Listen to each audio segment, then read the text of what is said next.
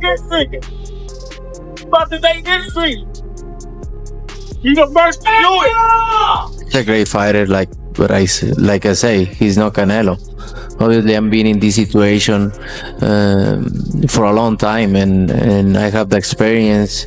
They only focus on my power, but I have more than that. Not gonna beat me. Don't worry about it. He's not gonna beat me. Don't worry about it.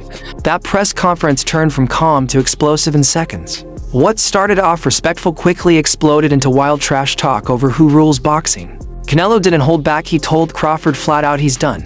Crawford, calm as ever, fired back and said those belts already belonged to him.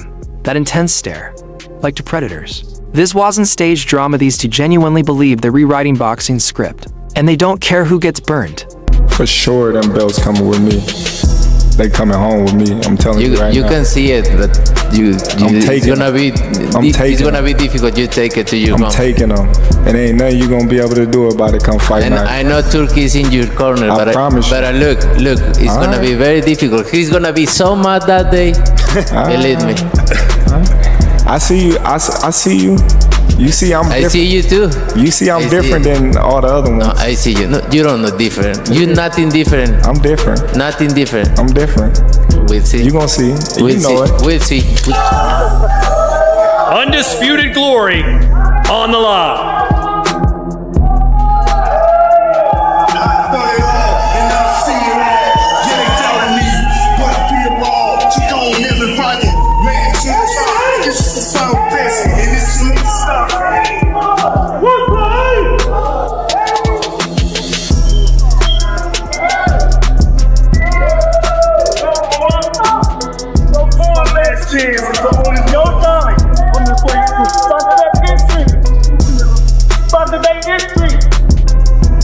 You the first to do it.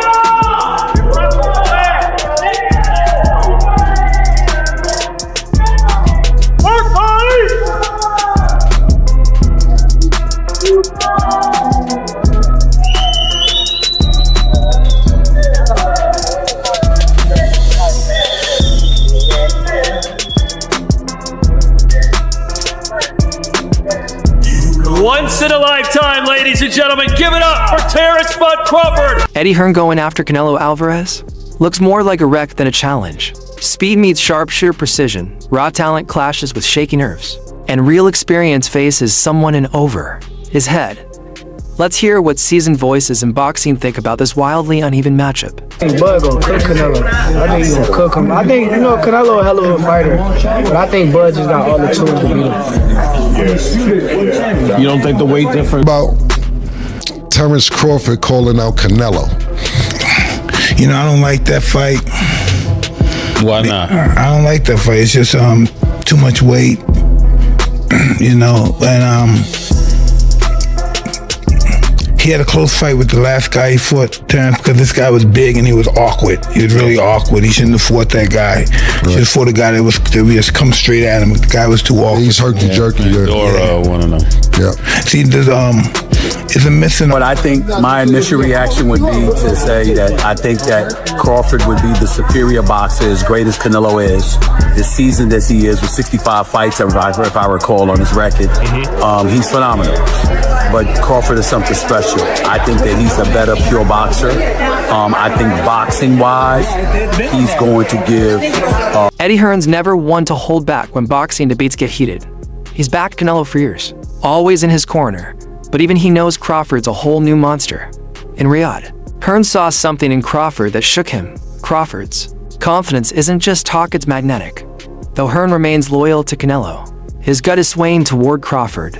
Favoring Crawford in the fight, or has your opinion changed? I mean, I've always favoured Canelo in the fight. Well, I've heard that you want Canelo to win, but you feel... Of course, yeah. I like Terence. I've worked a lot with Canelo, and I think just because of what I saw in Riyadh and because of the threat, and he's getting on as well, Crawford, but it's just like the mindset of Crawford. Like, there's no doubt in Terence Crawford's mind that he wins this fight.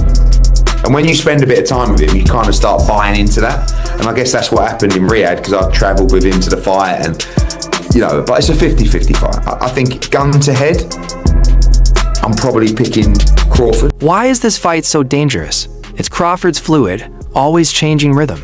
Eddie Hearn breaks it down, switching stances, light-footed movement, and countering while retreating. Hearn believes Crawford will mirror Bivol's method land.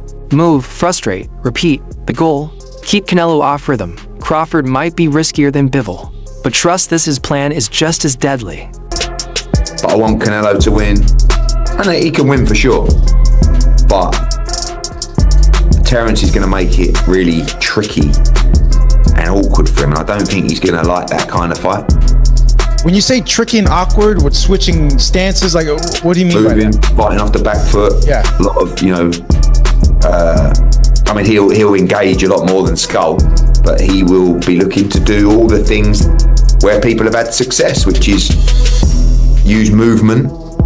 Look at what Bivol did. Bivol had the perfect game plan. He boxed off the back foot, then he attacked, then he moved, then he, all that kind of stuff. And then Crawford will be looking to do. Even if Canelo takes a loss, Eddie Hearn says it won't tarnish his legacy. Canelo's greatness is sealed. Facing a man from lighter weight classes. Sure, it's a gamble, but it also means massive earnings. Let's be honest. Canelo was never saying no to that mountain of money. If Terence, well, one, do you think if Canelo loses, it hurts anything to his legacy? No, Canelo's an all-time great. He's an incredible fighter. And look, I actually think this is a bad fight for him because you're losing to a 147, obviously 154 now. But the money's the money, and he was never going to turn it down. Shoulder to shoulder with Hearn, Teddy Atlas Boxing's sharpest voice spoke the truth. Fans criticized Crawford for not blowing past Maduma Moran, but Teddy doesn't blame Bud, he blames the hype machine. Crawford adjusted mid-fight and still sealed the win. That's why Teddy believes Bud can beat Canelo. It's not about brute strength, it's about Crawford's bizarre gift to adapt when others stall. And that's great. That is tremendous. And you can make arguments both sides. Well, Canelo's too big.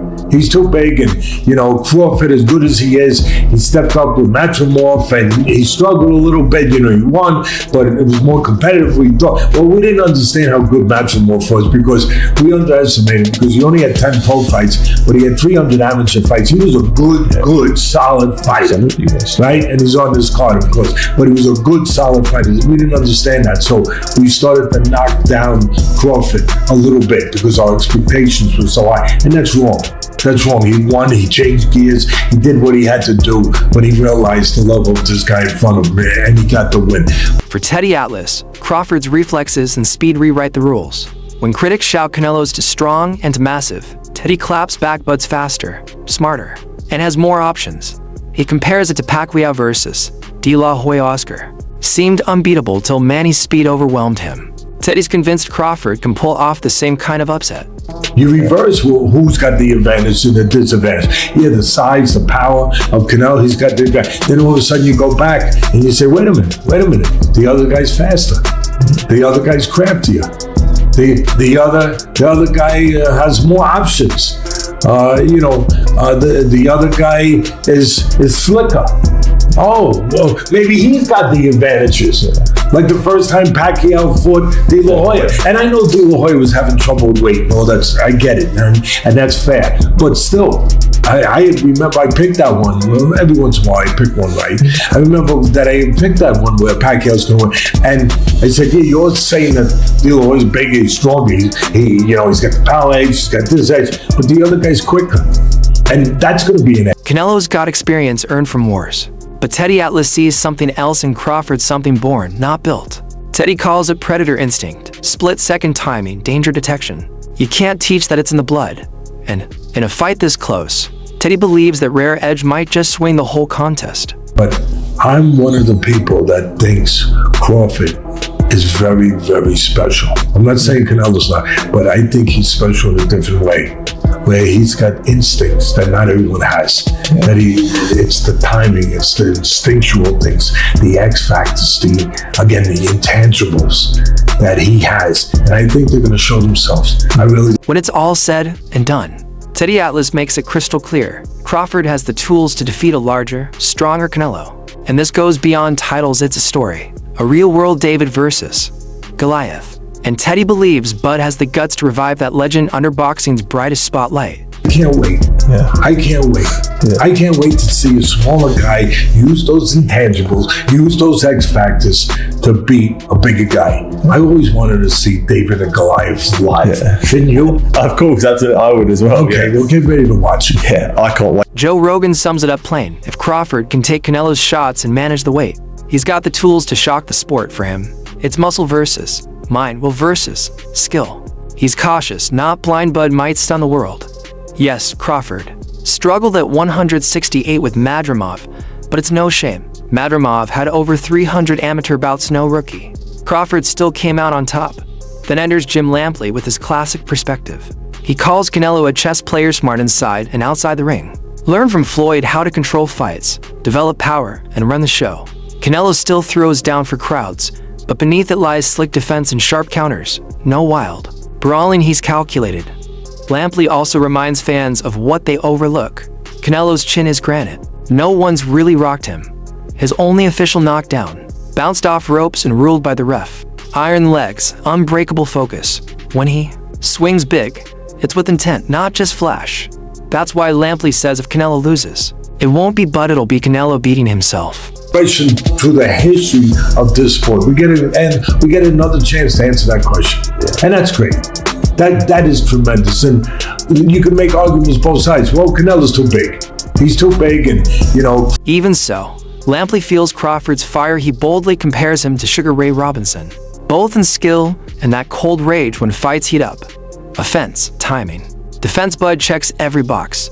That killer switch flips fights in seconds. Might change my mind later, Lampley says, but today, Crawford's giving Sugar Ray vibes. Then came Daniel Cormier, not with a clear pick, but signs of where he leans. He praised both as all-timers, but considering weight and where, he sided with Canelo. Crawford hasn't fought at 168, while Canelo's comfortable and even tested 175.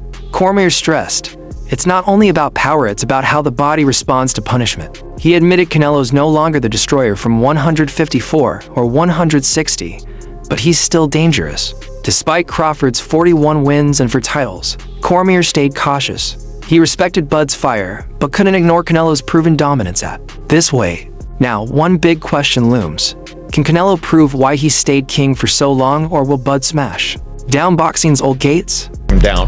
There's only one official knockdown in his career, and it was because he bounced off the ropes when Jose Cotto hit him with a hard shot to the chest. And the referee employed a strict interpretation of the rules and said, oh, the ropes held you up, so that's a knockdown. He's never been put on his back by anybody. He rides horseback every morning. His legs are the strongest in the sport. You're not going to beat Canelo until somehow... After Hearn's divided loyalty and Teddy's trust in Bud's instincts, Joe Rogan stepped up with his trademark straight shooting take rooted in pure fight IQ. Forget records, Joe focused hard, size, grit, and can Bud take the pressure? His biggest concern, if Canelo pushes early, Crawford might crumble under the weight, making this a long night of suffering. Still, Joe respects Crawford's skills. He believes Bud means what he says, something rare in boxing's echo chamber. What Crawford did to Errol Spence, Joe thinks he'd do it to Spence even at his best. That's what makes this matchup electric. It's a true throwback. What happens when greatness in a smaller frame meets greatness in a larger one? Joe applauded Crawford's slick, reactive style, calling him the finest switch hitter in today's game. Orthodox or southpaw, but adapts mid-round and wrecks rhythm. What stuns Joe is Crawford's ability to change not just stance, but complete approach by instinct. That's spatial awareness, timing, and creativity. It's genius level. To Joe, Crawford's not just fighting, he's turning chaos into art.